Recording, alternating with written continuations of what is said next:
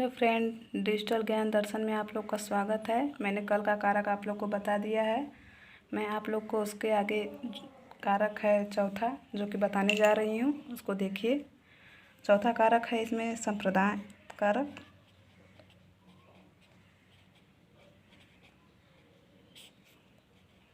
संप्रदान कारक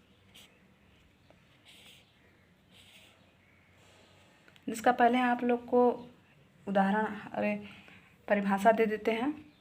जिस संज्ञा या सर्वनाम के लिए क्रिया की जाती है या जिसे कुछ दिया जाता है उसे संप्रदाय कारक कहते हैं। जैसे एग्जाम्पल हम लेते हैं, हरि,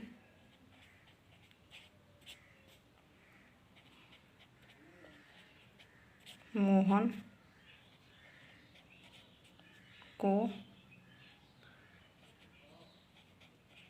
रुपए देता है।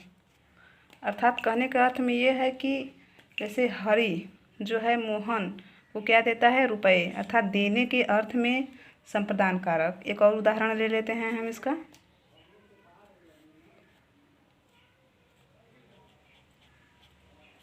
माँ ने बच्चे के लिए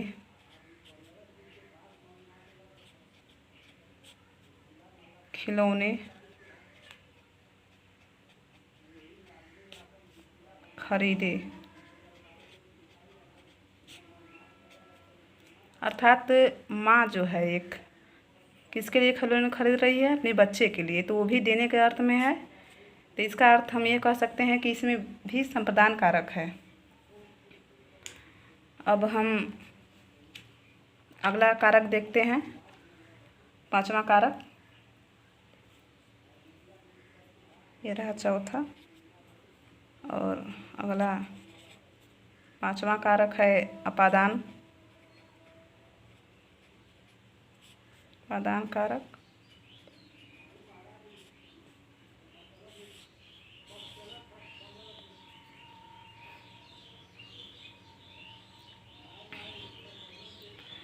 जिसकी परिभाषा हम लेते हैं, जिस संज्ञा या सर्वनाम से किसी संज्ञा या सर्वनाम का अलग होना पाया जाता है उसे हम अपादान कारक कहते हैं।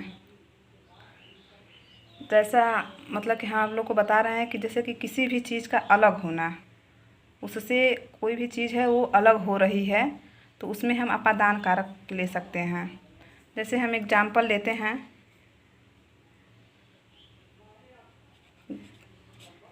घर से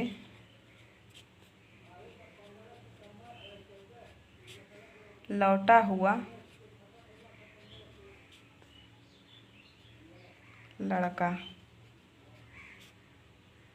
अर्थात इसमें चिन्ह जो है ये से, घर से लौटा हुआ लड़का, अर्थात से है जो कि घर से लौटा हुआ लड़का, मतलब कि से जो है अलग कर रहा है।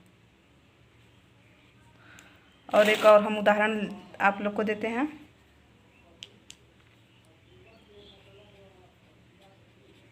प्लेटफार्म से ट्रेन जा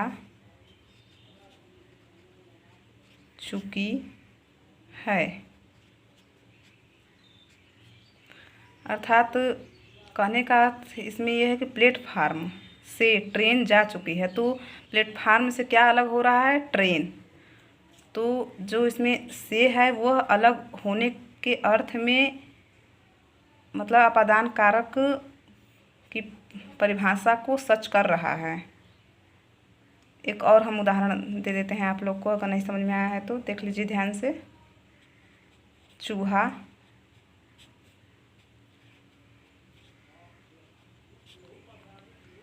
बिल से बाहर निकला।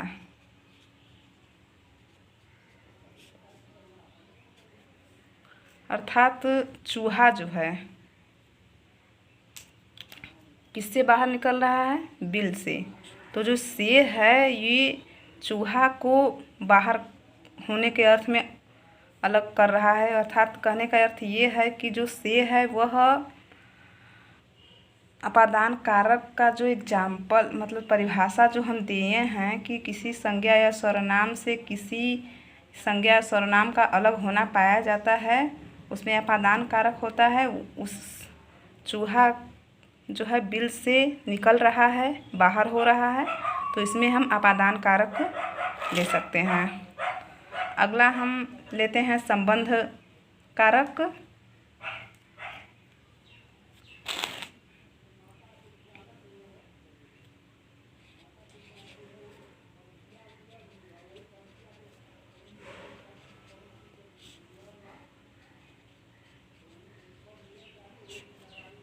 संबंध कारक है जिसकी परिभाषा है संज्ञा या सर्वनाम के जिस रूप से किसी अन्य शब्द के साथ संबंध या लगाव प्रतीत हो उसे संबंध कारक कहते हैं।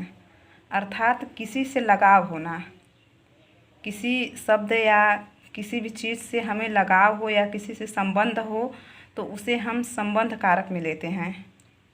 एक एग्जाम्पल हम आप लोग को देते हैं, जैसे अकबर, अकबर, हुमायूं का पुत्र है। अर्थात अकबर जो है किसका पुत्र है? हुमायूं का। इसमें का जो है वह अकबर और हुमायूं के संबंध को प्रतीत कर रहा है पुत्र के रूप में। एक और उदाहरण हम आप लोग को दे देते हैं,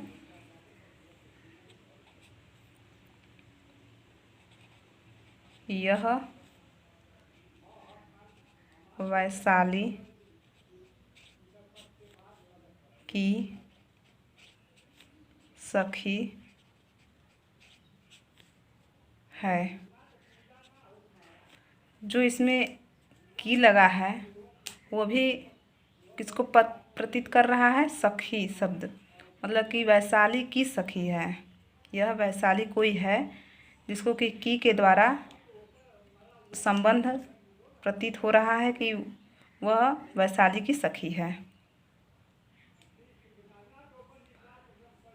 अगला हम आप लोग को कारक बताएंगे, सातवां कारक जो कि है अधिकरण कारक।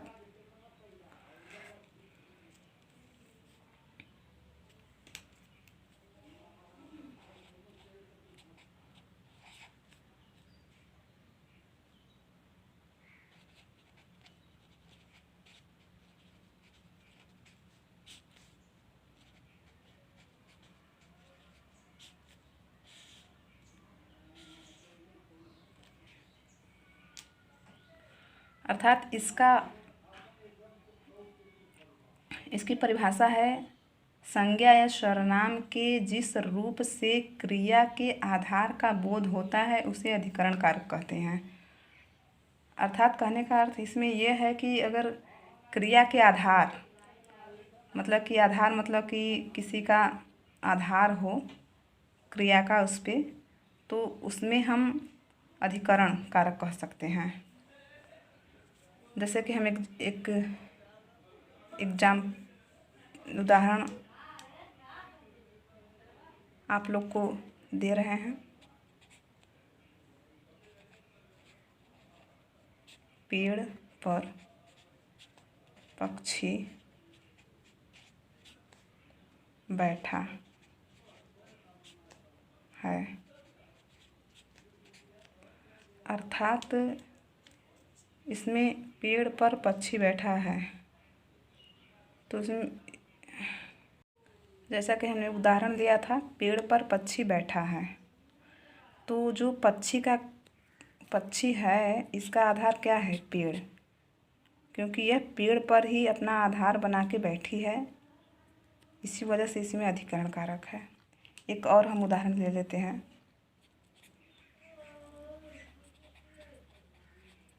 संदूक में कपड़े रखे हैं, अर्थात कपड़ा का आधार, कपड़ा किस में रखा है? संदूक में। अगर संदूक नहीं रहता तो कपड़ा कहाँ रहता? नहीं रखा जाता। तो इसमें भी अधिकरण कारक हम कह सकते हैं। लास्ट हमारा अगला 8वां कारक है संबोधन कारक। संबोधन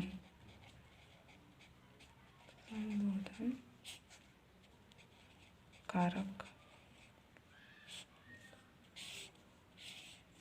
जिसका कि हम चिन्ह आप लोग को बता चुके हैं, हे, अरे, अहो, जिसमें होता है उसमें है संबोधन कारक लगाते हैं, जिसका हम मतलब परिभाषा दे रहे हैं आप लोगों को। जिस शब्द से किसी को पुकारने या सचेत करने का बोध हो उसे संबोधन कारक कहते हैं। अर्थात उदाहरण देख लीजिए। हे भगवान,